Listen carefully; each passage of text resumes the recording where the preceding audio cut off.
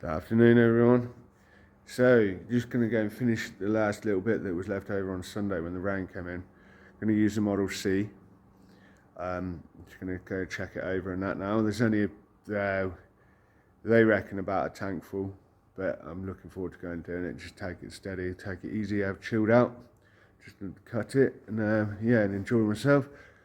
Yeah, really look forward to it. It's a shame that it's, well, I don't know how much more we're going to cut with these this year, but the weekend was great, really good. So I'm still, so the collection, if anybody's interested in giving for the Carpenter's Arms charity, is still, I'm going to keep it open for 5 or 6 weeks because there's still photos and videos going up, so people might sort of cotton on to what it was and sort of think, oh, okay, yeah, I'll give to that.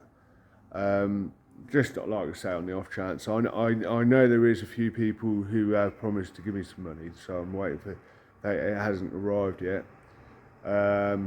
But like I say, I'll keep it 5 or 6 weeks and then I'll send them whatever I've made. 300 quid so far, so I got a little bit on Monday morning as well, so I'd made like 250, and then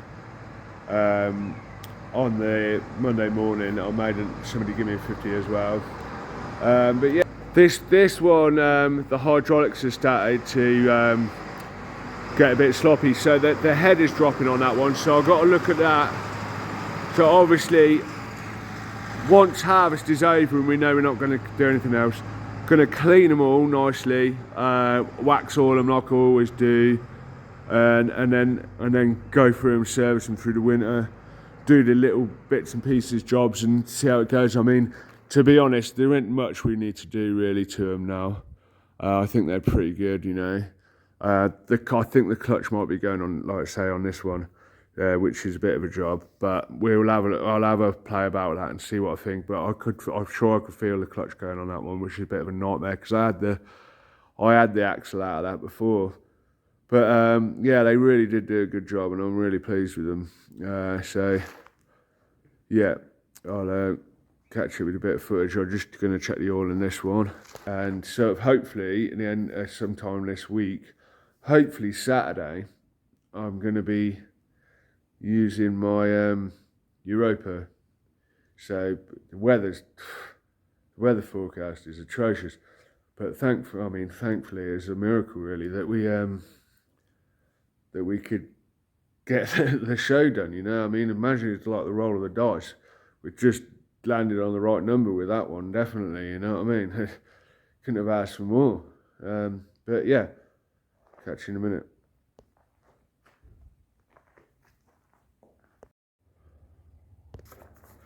Hideous. I just been recording, I thought, for about 3 minutes talking, and I just wasted my time because I hadn't pressed the button. This is what I'm looking for. So I just measured the hydraulic oil resi, and it's a little bit low. So I've got to grab the jug.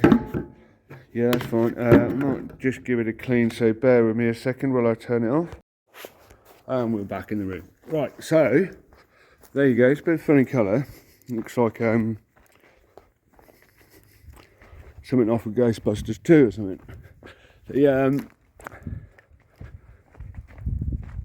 Basically what I was trying to say a minute ago, and I wasn't recording. Well, I did say it, but I didn't record it. I was just showing how the hydraulics. So basically, I just run around it again. I'll get on because I've got to cut this. I want to cut this flipping crop. So I've got to oil the chains. So when you check the hydraulics, there's the tank. You got the line, add, fill.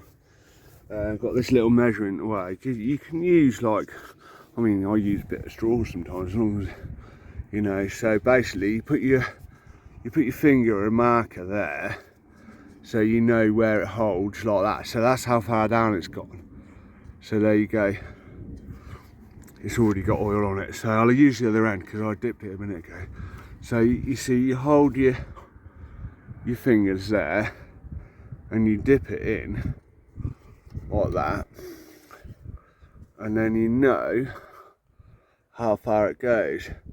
So I'm just going to add a little bit. It's not as bad as I thought it was, but I just want to add a little bit to it just to make sure, just to be safe. But what you want to do is chopping up when you're topping up a combine, well, anything really, when you're topping up the hydraulic resi, always make sure all the rams are as closed as they can be, so as much oil out of them as you can get. So, on a combine, headed down, reel down, obviously whatever services it's got, make sure that, you know, as much oil as possible in the tank, in the hydraulic resi. And this as well, this variator is in the slowest position, so that one bigger, this one small. So with this pulley open like this end, there's like a ram in the back there that variates this, and that's closed. You have got hydraulic steering, like what do they call it? Assisted steering, basically power assisted. But it's, you know, you could close it, but I mean, yeah, ideally you would probably steer that, yeah. But I'm just going to top it up anyway. So I think that is set. That is set with the wheels basically straight. So, you know, I'm just going to add a little bit more. Obviously that ram, mind you, that ram is double acting, so you've only got to displace the amount of that rod takes up. So it's not too, you know, it's only like a little bit. Yeah, so just this one sucked quite a lot of dust onto the screen for some reason. It could do with a rotary screen on it, like they had on the Super, on the 5000. Yeah, I don't think you could, one at 2200 RPM, the little ones are 2000, so that little bit extra seems to suck quite a lot more on. Anyway, I'm going to top this up. I'm gonna do just oil the chains and I'll be off at the field. So I'll just show you show me all the chains in a minute and then I'll be off. So just to mention, while I take this butter jug back, so I was set, like I said, I did say it earlier, but the hydraulic oil is important that you don't just let it run out. So if you've got a leak and you notice hydraulics will stop working, stop the machine, because the combine you're going to end up costing yourself money, because all the time, like in a sense, the pump is like it's like working parts in an engine. It's doing a job and it needs lubricating. So the hydraulic, it's not only pushing the hydraulic oil, it is actually, the pump itself is relying on that oil as a lubricant. So the longer you leave it dry, the drier the components get inside the pump, and eventually they'll seize up. It will just, well, say seize up, it will just rip itself to bits, because it will just get hot and melt, and you'll end up having to replace it. So don't just think, oh, there's a little bit less oil in. So, you know, if you're lifting, for example, you might notice that if you lifted the header up and the reel up, you might lose some service, you know, like ground speed or something like that. Or you might find that you can't lift the header right quite high up or something. Yeah, that's because you've got no hydraulic oil in there, and you've either got a leak or you just haven't checked it. So make sure you've got hydraulic oil in your tank, because you're gonna, you know, it's lubricating the pump. It needs it. So yeah, what I'm saying is, if your hydraulics ain't working, stop the combine. Don't just carry on because, oh, you need to finish. Unless you're not bothered about spending money on the combine, of course, and time as well. So yeah, just going to grab some waste oil and pour it on the chains, and then we're off. Right, see you in a sec. So I've got these bottles from work. They're just going to get thrown in the bin. So they're quite handy for just lubricating the chains. If I'm doing a long day, what I do is actually I put grease on the chains. I run the combine, and I start it up and put it in gear, and I put grease on the chains, and then I put oil on it, and it holds it for a lot longer. It keeps it it keeps it lubricated for a lot longer. So here we go.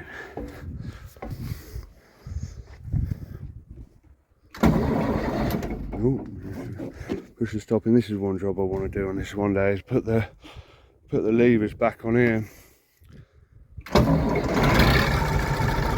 Engine's sweet. Right.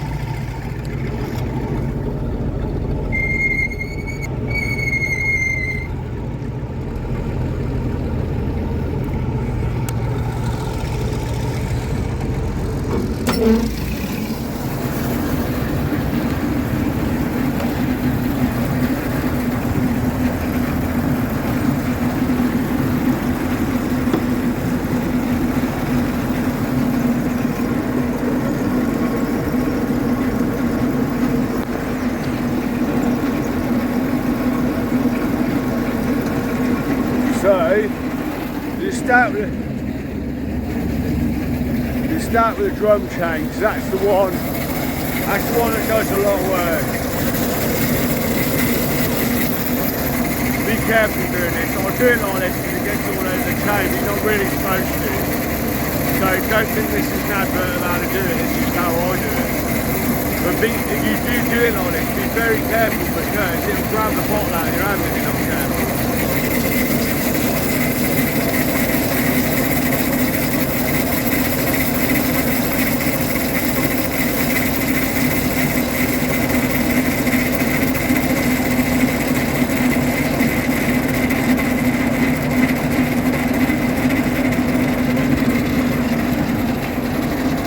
Notice the difference in the noise. So quietens it right down. That noise, if you could, like I say, if you're running one of these commods, like I say, the later ones had belt drive to the drums, like the 5000 did, and the last of the C's did, I think, the Super C. But you know, if you can hear that noise, it means you need to put something on it, some lubricant on it. Yeah, these ones are a lot slower moving.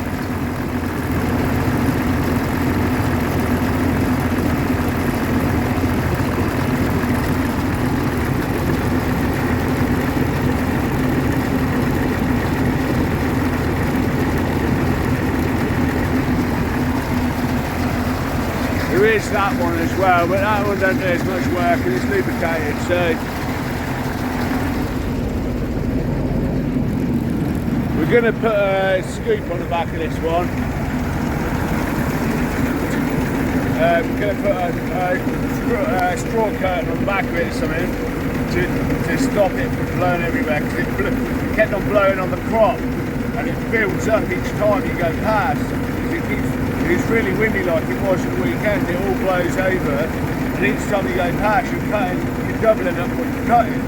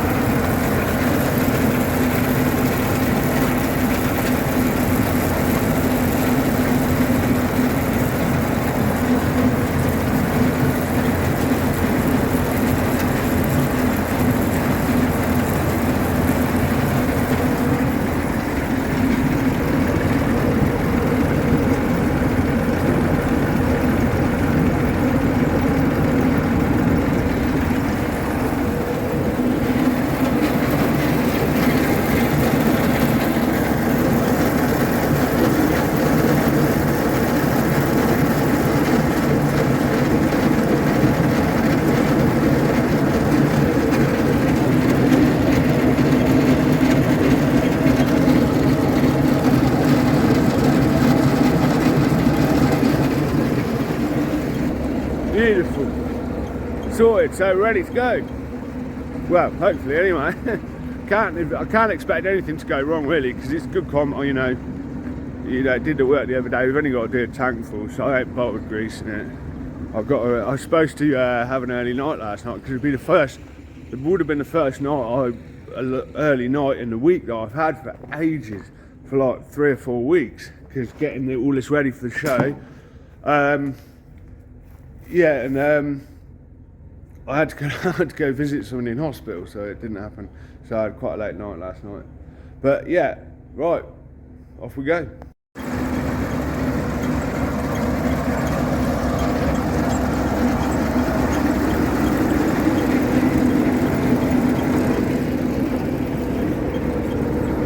Got that.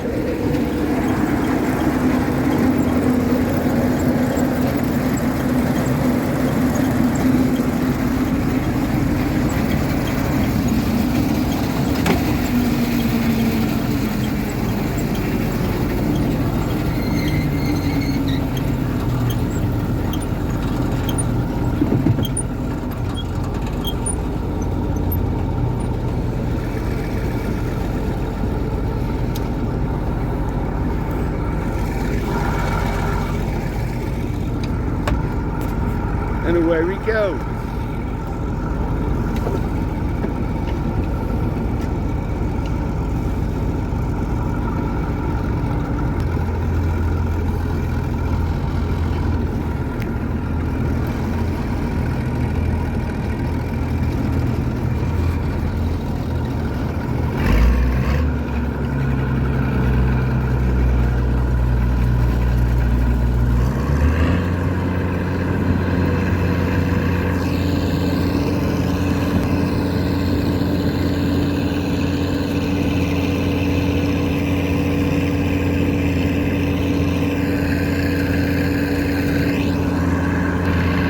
So exciting, even the cows are looking.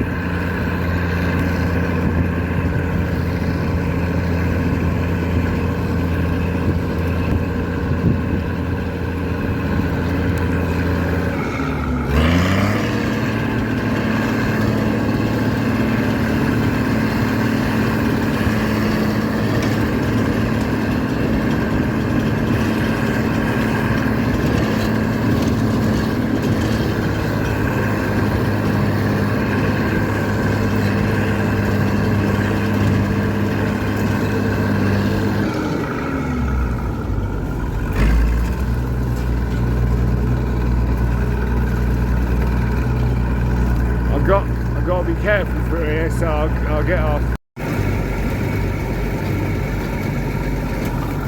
There's a little hare over there. Been running about. He was running about here at the weekend. We were cutting the field, and he was running up and down trying to find somewhere to go. And yeah, so I'm just approaching the first cut, but I just bent a flipping. You know, a second ago I said I've got to be careful through here. I flipping bent the steps, look, no, flipping bent them. Hey, only just, I managed to stop in time, and I can bend them back, it's a nuisance. So yeah, look, I'll cut it. I've got to change gear, it doesn't like it.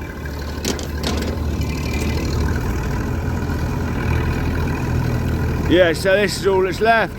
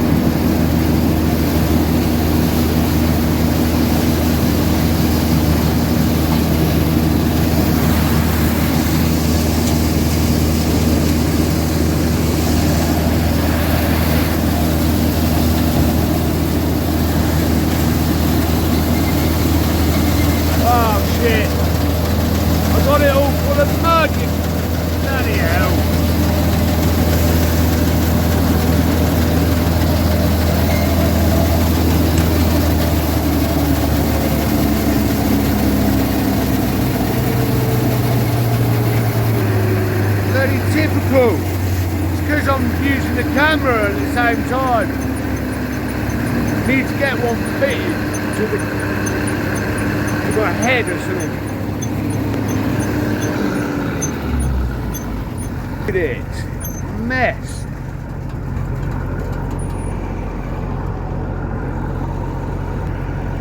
Hideous.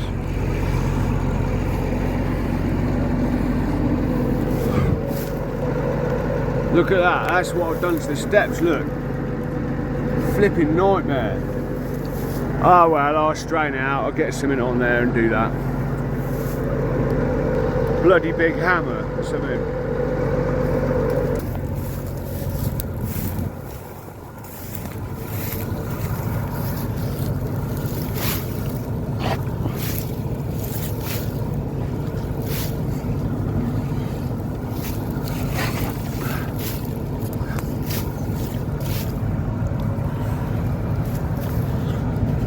Yeah, gotta get it all out.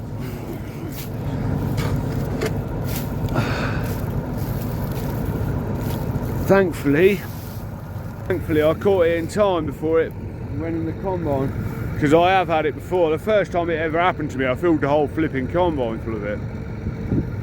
And yeah, it was on my humpback. It was years ago. It must have been well over 10 years ago. And it was one of the, you know, I was only just getting used to using it then. And I put the unloading auger out and it's all full of grain, so it made it tilt over, and I realised there's actually sometimes you want to put a little bit extra pressure in one tyre in the unloading side, because it keeps it propped up when you've got the auger out. And it was digging in on one side, and that was when I decided to get the compensator sorted out on it, because I didn't want it to happen again.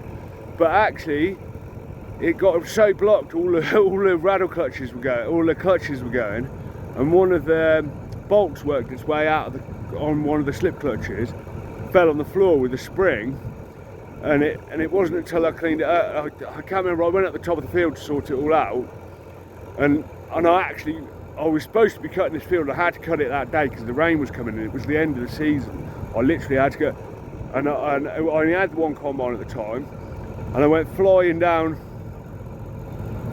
the field because I realised this spring and this bolt had gone, and I actually found it, you know, I sort of knew exactly where it had happened. Well, you could see where it happened actually, but you know, I actually found it. I was just like, oh, thank God for that. And the combine kept stopping. I thought, well, it can't be out of fuel.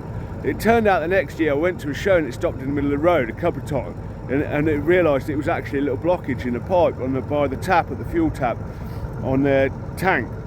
And it stopped a couple of times and blocked the road, and I couldn't move it. I just had to get it sorted out. My mate was with me, convoying me, and he had a biro in his van, and we took the centre out of the biro and just pushed it through the hole and got all the dirt out, and it's never been a problem since. But yeah, it kept on stopping that day when we were harvesting. It was freezing cold. I finished it at 10 o'clock at night, and that was literally the last day of the harvest because the rain came the next day. And we would have never got it cut after that because it was just so wet. But anyway, I've got to go because I've got to cut this properly. And while I'm videoing, I can't do it really. So I'll probably see you in a couple of days when I do. Hopefully, when I take this Europa out. So that should be interesting. See the results of that. I like that little Europa. It's a nice little thing. It's nice, it's different, you know. I love the gleaners, no doubt. These gleaners, I don't regret owning any of the, you know, this C, the humpback A, shortback A, and obviously my mate's got their little squareback now as well, which adds to the thing. But the three that I own, you know, I love them, and I really struggle to get rid of them. I know that, you know, one day, you know, they will have to go at some point, I suppose, but I'm not looking forward to it. But you know, I love them. But the Europa is different. It's a totally different machine, and it's great. You know, but there you go. Can't hold on to. You got to be careful what you hold on to too much. But yeah, hopefully I'll see how it goes. There is people who are interested in it. So, but anyway, yeah. Like I say, I'll catch you later. I've got to get on and cut this. I'm going to try and get a bit of an early night tonight, to be honest. So. I'll see you later on in the week, hopefully. Bye. combine just chewed up a stone. I heard it go through it, so I had to check it. Look at all that dust on there then. Really sucks the dust on. Gonna have to do something about that, because that's, yeah, yeah, that's, well, I don't know. It just seems to be a bit extreme on this one. But the concave door ain't open, so I heard a clunk anyway go through it. So, yeah. It seems alright now, so, right, catch you in a minute.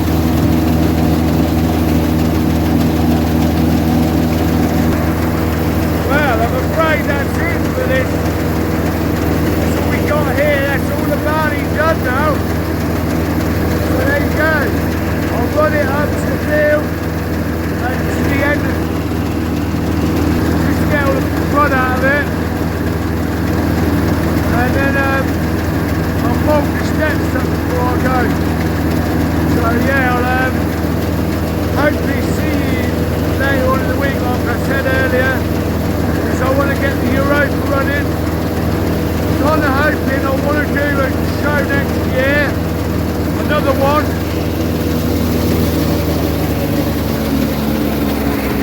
So I want to do another show next year. I think it's worth it. There's a couple of people local who've got old combines, and I want to try and see if they will let them come.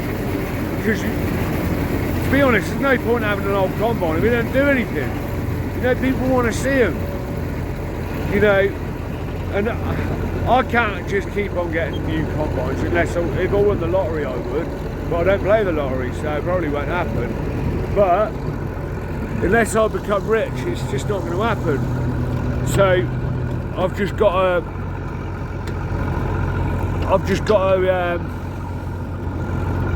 gonna turn it off a minute. Yeah, so I'm gonna there's a massy, I mean this is all pie in the sky in a minute, but there's a massy 726 bagger, the local one, that was actually won a competition a little while, I say a little while ago, I mean I'm going back 15 years probably, maybe more, and he won a competition. It was the old, it had the, I can't remember, I think it was in the Farmers Weekly, I can't remember now which one it was, but it had to be earning money, so it had to be used to earn money to qualify for this competition. And it was a local machine here, a 726 1949, and the chap still got it, but the bloke who used to operate it has died now, and no one dares touch it because it's such a thing. But I reckon I could handle it. I reckon I could do it easy. Well, I say easy, nothing. I don't think it'd be easy, but I could do it. You know, I could put myself to it. I reckon. But it's up to him, obviously. There's obviously my Europa that I'd love to be able to bring. So obviously the Gleaner 100 was a one-time event, so that will not happen again. I'm not going to do another solely Gleaner thing again. The Gleaners will be here at the show,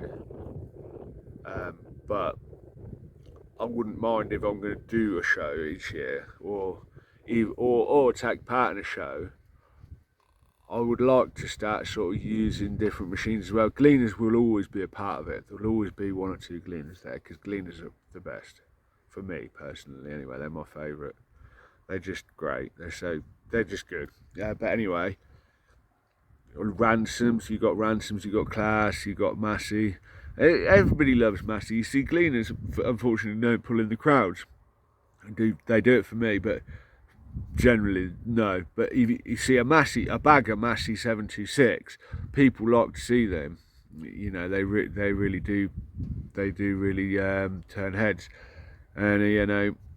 So we'll see. And maybe, I reckon 3 different combines. I reckon if you could get a Massey 726, a Ransoms 1001, 902, something like that, and Clash Europa, and then have a couple of little Gleaners pottering along if anything goes wrong or whatever. You know, you have the Gleaners sat at the top just waiting. If one breaks down, then you can get on them and go, and maybe just do a little bit up and down with the Gleaners. But anyway, I mean, I think it's definitely worth doing. You know, see, the thing is, for me, I'm not actually full-time in farming, so it's harder for farmers to do it because obviously they've got to commit that time, whereas I'm not actually full-time in farming. I do it as a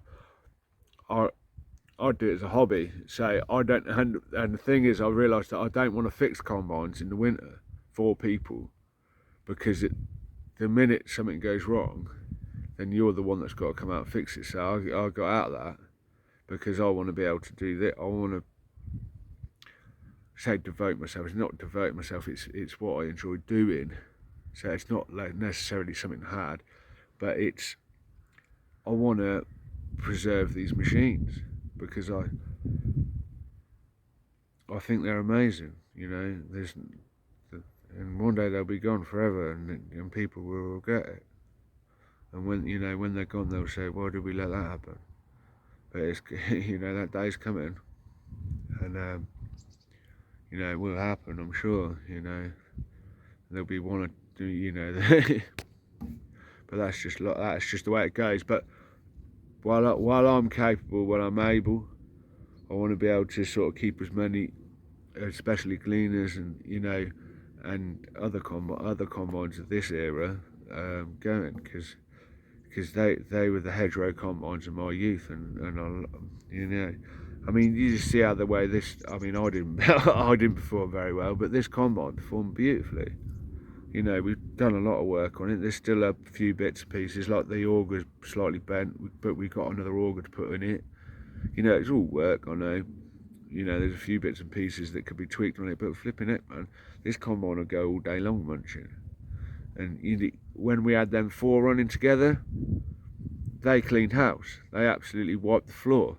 If we had 4 gleaners going, these 4 gleaners we got here now, and you dare say it, put the Europa alongside it, you clean this field down in a good day, easy. I mean, I know by modern standards that ain't much, but you've got to remember how much a modern machinery costs and how much ball ache they are when they go wrong.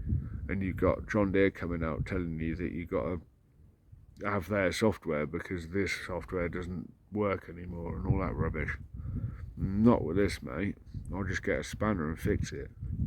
Right, beautiful. Let's hope this isn't the end of harvest 2023. So yeah, I'll see you next week. Bye.